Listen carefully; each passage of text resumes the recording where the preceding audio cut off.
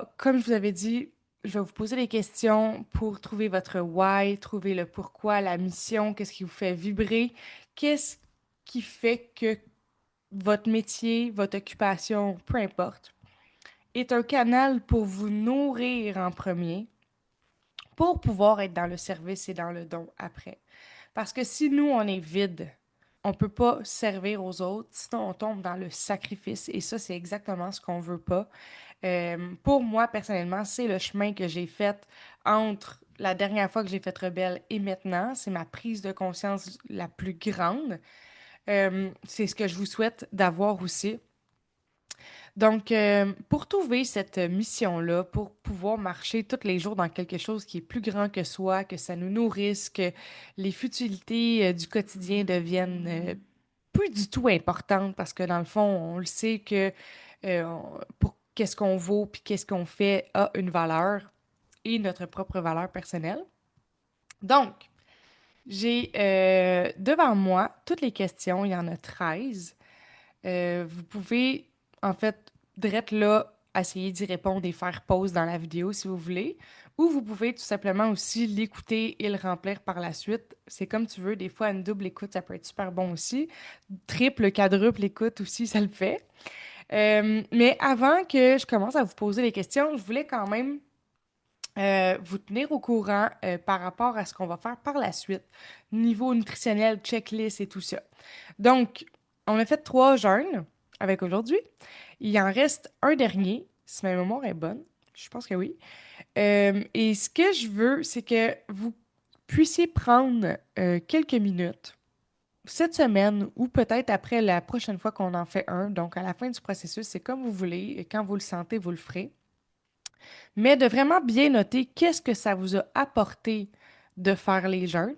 Donc, quelle réalisation ça vous a apporté, mais pas comme, oh mon Dieu, je me sentais, j'ai fait telle réalisation parce que je me sentais clair d'esprit, mais vraiment le fait de ne pas manger.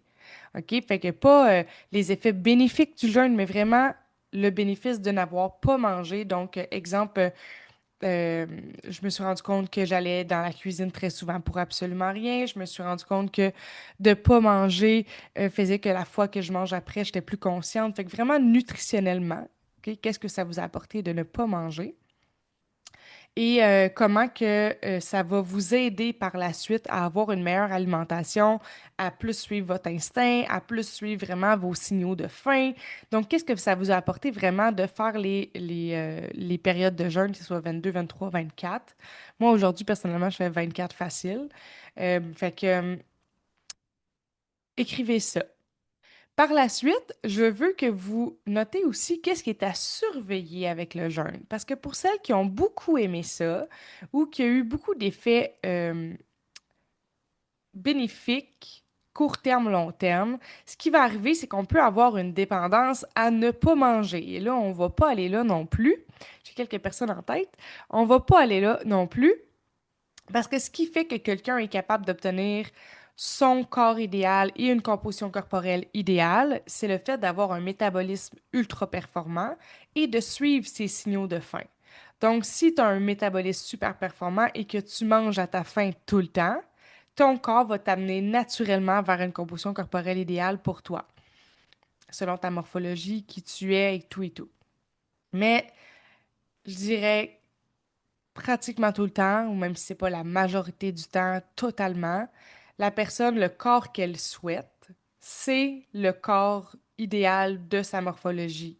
Donc, ce que tu souhaites, c'est pas une invention, à moins que tu sois vraiment beaucoup influencé par, mettons, les réseaux sociaux ou des idoles, quelque chose comme ça. Mais selon moi, si t'es dans Rebelle, t'es pas dans cette situation-là. Mais le résultat que tu souhaites dans ta tête ou ce que tu souhaites obtenir, je suis prête à gager que c'est ton résultat optimal pour toi, pour qui tu es et pour ton type de morphologie. Donc, gardez ça bien en tête parce que ça reste qu'il n'y a pas de plan B. C'est exactement là qu'on s'en va et qu'on va prendre tous les chemins qu'il faut pour se rendre et tout le monde a des chemins différents, mais justement, les questions aujourd'hui, tu sais, ça va vraiment t'aider à répondre à la suite. Mais tout ça pour dire que j'aimerais quand même que vous notiez qu'est-ce qui pourrait vous influencer négativement à manger moins ou à moins suivre vos signaux de faim à cause du jeûne. Donc, je veux que vous notez quels bénéfices vous allez avoir grâce au jeûne et les choses à surveiller, voyons, je vais chercher le mot, l'automatisme négatif que tu pourrais avoir qui va te nuire à cause du jeûne. Donc, prenez le temps de bien noter ça parce que quand on le met dans la conscience, ben, il est trop tard. Tu peux plus faire semblant que tu le sais pas. Puis, tu peux pas avoir des effets négatifs sans être dans la lucidité. Donc, voilà. Fait que c'est ce que je vais vous le dire par rapport à la nutrition. De toute façon, le prochain Zoom, on va en parler de la nutrition, c'est clair, parce que on va être en train de planifier la suite. Une fois qu'il n'y a plus de checklist et de challenge, là, on s'en va où avec tout ça? Donc, si vous êtes prête, on y va. Je vais vous poser vos questions. Il y en a 13, donc soyez bien à l'écoute. Vous n'êtes pas obligé de me regarder. Vous pouvez noter, vous pouvez faire ce que vous voulez pour être bien concentré. Et vous pouvez le réécouter plusieurs fois aussi. Si vous voulez le réécouter, les questions commencent à 7 minutes. Donc, vous pouvez avancer la vidéo jusqu'à 7 minutes et écouter les questions si vous voulez le faire plusieurs fois. Donc, 3, 2, 1, c'est parti. Première question. Tu vas devoir nommer les 3 choses principales qui remplissent le plus ton espace personnel et professionnel. Et là, c'est sûr que ça se base sur quelqu'un qui aurait un métier qui lui convient, OK? Donc, qu'est-ce qui t'entoure le plus physiquement?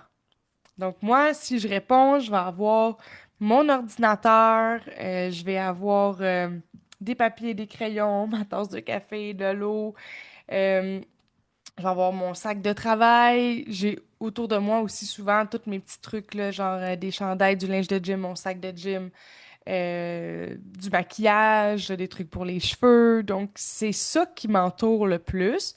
Puis, si je devais faire vraiment un débriefing de ce qui est toujours autour de moi dans mon espace, ben, il faudrait que j'y réfléchisse quand même à qu'est-ce qui est tout le temps avec moi à temps plein et on a le droit à 3 réponses. Ensuite, question numéro 2. Comment utilises-tu ton temps? Et là, on doit être très, très, très honnête parce que si présentement tu es dans une période où tu abuses des réseaux sociaux ou que tu es un peu perdu puis que, tu sais, peu importe que ce soit des réponses négatives ou positives, il faut être très, très, très honnête de quelle manière utilises-tu le plus ton temps, donc dans quoi mets-tu le plus de temps. Et cette fois-ci, oui, il y a 3 réponses, ça peut aller jusqu'à 4, et mettez-les en ordre. Donc, la majorité de mon temps, c'est telle chose, deuxième chose, troisième chose, etc. Donc, voilà comment tu utilises le plus ton temps. Question numéro 3. Qu'est-ce qui te donne le plus d'énergie? Et là, répondez-moi pas un café bulletproof, là, ou celles qui prennent des médicaments. Ah, moi, vivance me donne beaucoup d'énergie. Non, c'est pas ça que je veux entendre. Ce que je veux entendre, c'est qu'est-ce qui, tu sais, c'est écrit qu'est-ce qui te donne le plus d'énergie, mais honnêtement, j'aurais envie de dire qu'est-ce qui te nourrit le plus, qui te donne le plus d'énergie. Donc, moi, le numéro 1, top du top du top, c'est la musique. Parce que la musique me met dans un état émotionnel disponible à peu importe ce que je vais avoir envie de faire. Fait que si j'ai besoin d'être concentré, j'ai une playlist pour être concentré. Si j'ai besoin de m'entraîner, j'ai une playlist pour m'entraîner. Si j'ai besoin de me détendre, j'ai une playlist pour me détendre. Bref, la musique fait vraiment beaucoup partie de ma vie. Puis tantôt, dans qu'est-ce qui m'entoure le plus, là, tout le monde a notre téléphone beaucoup, hein? Fait que, en plus d'avoir mon business dans mon téléphone, j'ai aussi ma musique qui est très, très importante. Et mon abonnement le plus important de tous les abonnements, c'est mon YouTube Music. Donc, l'énergie me vient facilement quand j'ai la bonne playlist associée à la bonne chose que je veux faire. Donc, pour moi, numéro 1, c'est sûr que ça va être la musique. Et on peut trouver plein d'autres choses, là. Honnêtement, soyez créatifs, soyez très observatrice de ce qui vous donne de l'énergie ou pas dans vos journées. Euh, Puis là, ben, vous pouvez pas non plus me répondre le sommeil, là. On comprend? Tu comprends que c'est pas ça que je veux, c'est vraiment comme quel environnement, quelle situation, quelle personne, activité te donne le plus d'énergie? Et on va mettre ça aussi, trois réponses en ordre croissant. Ensuite, question numéro 4. J'adore cette question. Pour moi, elle a été vraiment très, très, très, très révélatrice euh, parce que ça en dit long sur nous. Et souvent, cette question-là va nous rendre mal à l'aise parce qu'on a l'impression que c'est pas correct qu'est-ce qu'on fait. Donc, la question, c'est où dépenses-tu le plus ton argent? Donc, souvent, tu sais, dépenser de l'argent, c'est mal vu, c'est pas correct, c'est très malsain comme énergie et moi, je ne suis pas du tout d'accord. Pour moi, l'argent, c'est une énergie qui circule. Donc, dans quoi tu mets ton argent, c'est ce qui est très important pour toi. Et ce qui est très important pour toi, tu devrais le mettre en priorité dans ta vie parce que ça va te donner de l'énergie. Et ça va beaucoup t'éclairer sur elle est où ta mission. Parce que tout ça, c'est dans une énergie positive, c'est un taux vibratoire excellent, c'est quelque chose qui te nourrit, qui te rend de bonne humeur. Dans quoi tu dépenses ton argent? On le sait, là, tout le monde, l'argent, c'est important. Puis même quelqu'un qui me dit, ah, moi, c'est pas important, c'est pas vrai, parce qu'on a besoin de l'argent dans le monde moderne pour exister, pour manger, dormir, les besoins de base, mais aussi pour être accompli, pour être bien, pour être dans la générosité, pour être... L'argent est une énergie positive. Fait que si tu te sens mal ou ça te rend mal à l'aise de cette question-là, sûrement que c'est parce que tu as des croyances qui fait que c'est pas correct de dépenser là-dedans. Mais pour moi, c'est ultra révélateur de qui tu es, ta mission, ce qui est important pour toi, ce ce qui te ressemble le plus. Puis, tu sais, moi, dans ça, j'ai répondu qu'il y avait beaucoup des choses, des objets luxueux, des trucs de qualité. Tu sais, moi, je vais payer très cher mon maquillage, mes crèmes. Je vais payer cher plein de choses qui sont très esthétiques, féminines. Mais c'est parce qu'en fait, pour moi, la féminité est super importante. Mais si je mets pas ça au devant dans ma vie ou si je me sens mal à chaque fois que j'achète des trucs féminins, je, c'est comme si ma propre existence, mon identité profonde était pas correcte. Tu comprends? Donc, c'est vraiment important de switcher son mental par rapport à ça et cette question-là est ultra révélatrice. Et prends-la du côté positif, parce que moi, honnêtement, quand j'ai répondu à ça, ça m'a éclairé énormément. Ça m'a soulagé énormément. Puis je dépense aussi beaucoup mon argent dans des formations. Le nombre de formations que j'ai pris et que je prends même présentement, c'est genre, j'en prends 4 en même temps. Euh, c'est énorme. Donc pour moi, l'apprentissage, le développement personnel, la transmission, les humains en général, c'est super important. Fait que toute ma mission personnelle doit avoir rapport avec dans quoi je dépense l'argent. Donc, c'est pour ça que c'est juste la quatrième question. Il y en a 10, il y en a 13 même. Mais pour moi, c'est une des plus importantes. Ensuite, dans quoi es-tu le plus organisé? Euh, c'est une question aussi importante parce que ça va t'ouvrir les yeux sur tes conditionnements, tes réflexes, tout ce qui va être vraiment programmé en dedans de toi. Et ça va te laisser aussi l'espace de mettre des nouvelles choses, parce que quand on a des choses qu'on est organisé, ça prend pas d'énergie. Excusez, j'ai accroché l'ordi. Ça prend pas d'énergie. Et quand on dépense moins d'énergie dans quelque chose, on a plus d'énergie pour d'autres choses. Donc, mettez ça, choisissez trois choses. C'est pas obligé d'être en ordre croissant, décroissant, mais trois choses dans lesquelles vous êtes le plus organisé.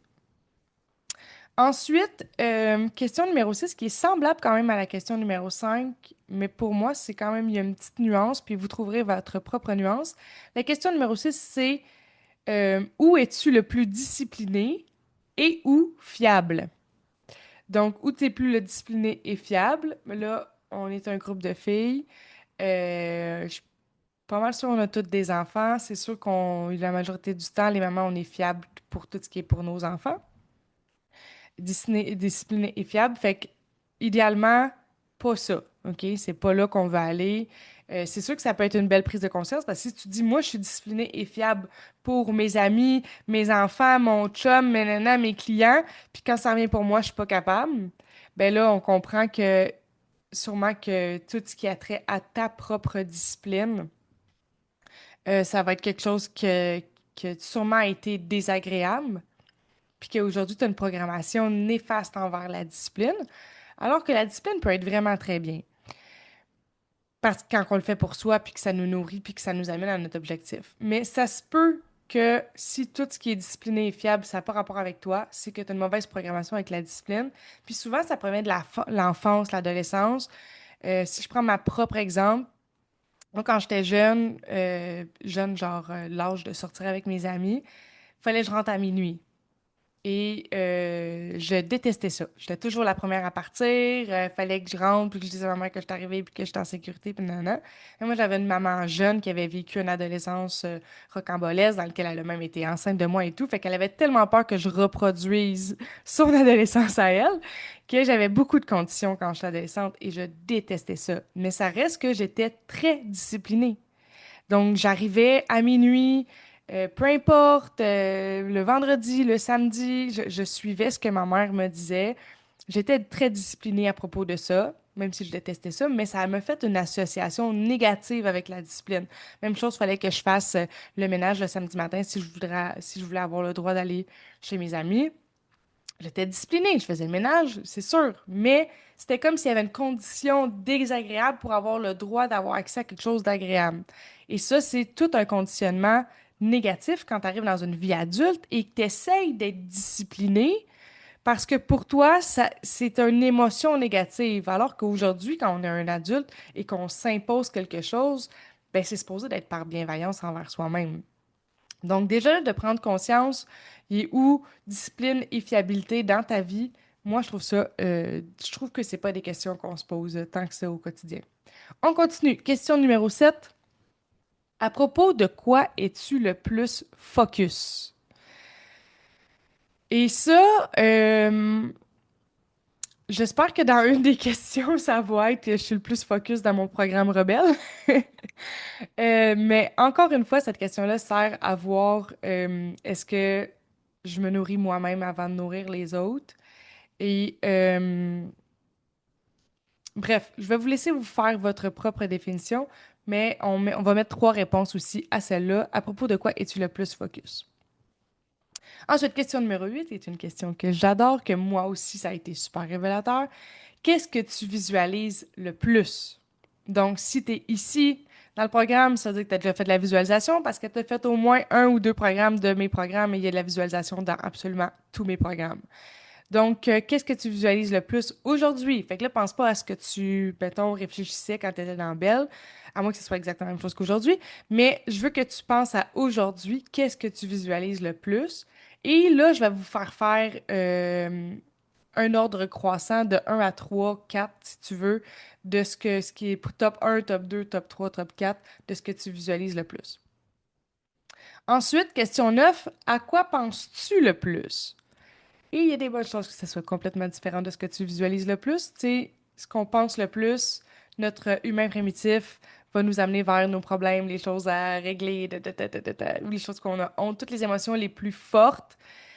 L'amour, la honte, la culpabilité, les problèmes, la survie, tout ce qui est court terme, c'est souvent ça qui est ce qu'on pense le plus. Et quand on prend conscience de ça, ça veut dire qu'on devient avec le pouvoir dessus. Donc moi, j'ai détesté et adoré cette question-là parce que ça m'a ouvert les yeux énormément, mais ça m'a aussi redonné le pouvoir de pouvoir le changer, donc une certaine impuissance qui a été automatiquement euh, désactivée du moment où j'ai répondu à cette question-là, fait que prenez-la très au sérieux. Donc, à quoi penses-tu le plus? Question numéro 10. Quels sont les sujets de conversation qui t'inspirent le plus, les plus récurrents? Et là, ce que je veux dire, c'est pas comme ah, moi j'aime ça parler du workout avec mes amis après mon gym ou ah, moi j'aime ça parler de tel sujet avec mon chum, mettons le voyage. C'est correct. Ça peut être une bonne piste. Mais ce que j'aurais envie, c'est que tu te visualises, mettons, qui est, je sais pas moi, 1 heure du matin, que t'es brûlé ben raide, mais que là, il y a quelqu'un qui vient vers toi dans un party puis qui commence à te parler d'un sujet, puis là, tout d'un coup, là, tu t'endors plus, là. Ça t'allume en tabarnouche. Euh, Ça, répondre à ça, c'est répondre à beaucoup de questions en même temps. Donc, prenez le temps de le faire. Idéalement, le moins de réponses possible. Donc, un ou deux sujets, pas plus. Et revenez-y à cette question-là. Question numéro 11. Quelles sont les personnes qui t'inspirent le plus et pourquoi? Donc là, je veux pas plus que trois, parce que sinon on va se perdre. Là, tu sais, ah, elle, je l'aime bien, ben, je la trouve belle, là, c'est pas là qu'on va. OK? Donc, les personnes qui t'inspirent le plus, c'est pas obligé d'être une fille, ça peut être un gars. Moi, j'en ai plein d'inspirations hommes. Et la raison pour laquelle ils t'inspirent. Donc, je vous laisse là-dessus. Il y a des bonnes chances que les personnes que vous nommez, les choses qui vous inspirent le plus et pourquoi soient semblables, parce qu'on a toutes des préférences assez semblables. Si vous vous êtes jamais posé cette question-là, oh my God, il y a du travail. Parce que je sais plus, c'est dans un mentor board, dans quoi je sais même plus dans quelle formation j'ai donné ça, mais j'ai demandé dans une formation, je vous ai donné le défi de faire un mentor board. Fait qu'un mentor board, c'est comme plein de gens qui t'inspirent. Et quand tu regardes ce board-là, c'est comme tu te dis, aujourd'hui, si tous ces gens-là étaient mes mentors, ils me diraient quoi? Puis là, ça t'aide à prendre des meilleures décisions. Mais bref, très, très, très bonne question. Question numéro 12. Dans quel domaine et sur quoi te fixes-tu le plus d'objectifs? Et là, ça peut avoir de l'air de genre, qu'est-ce qui me passionne le plus, donc dans quoi je me mets le plus d'objectifs. Mais moi, je vois un double sens à cette question-là, qui est dans quel domaine te fixe le plus d'objectifs va te démontrer dans quoi tu te sens le plus faible ou le plus impuissante ou le plus de travail à faire. Fait que souvent, sur quoi on se donne des objectifs inconsciemment va être dans quoi qu'on se sent le moins valorisé ou qu'on se sent le moins performante. Donc, en gros, pour moi, cette question-là va nous faire développer sur quoi on a le plus de failles. Et si on augmente notre estime personnelle à propos de ces sujets-là, ça métamorphose la vie.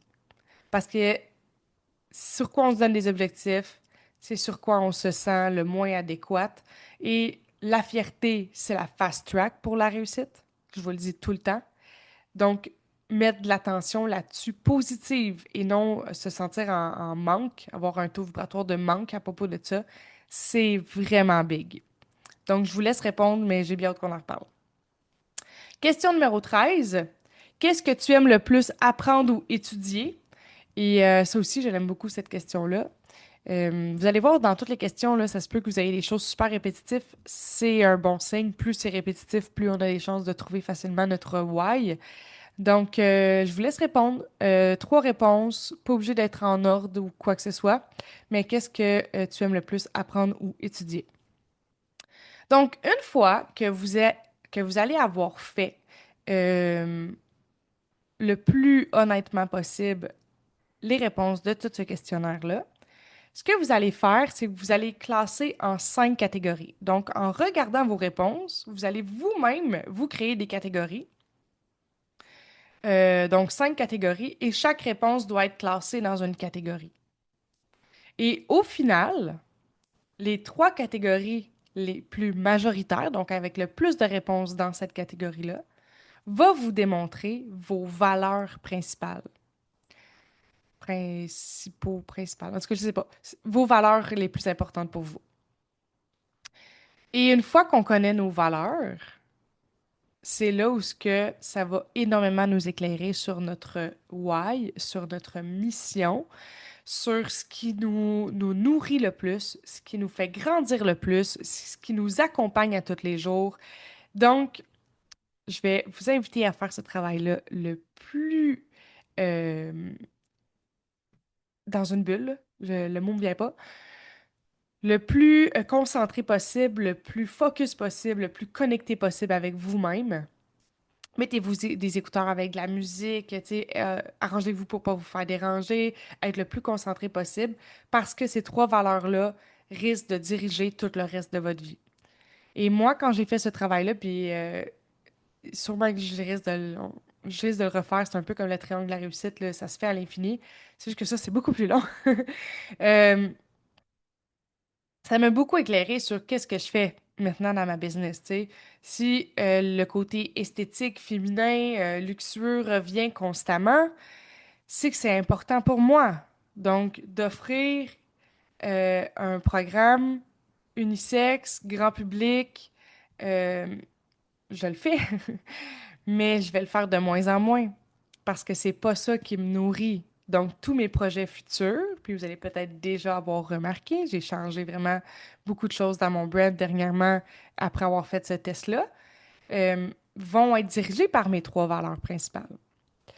Donc, voilà, ça va être ça pour aujourd'hui. Je pense que c'est assez.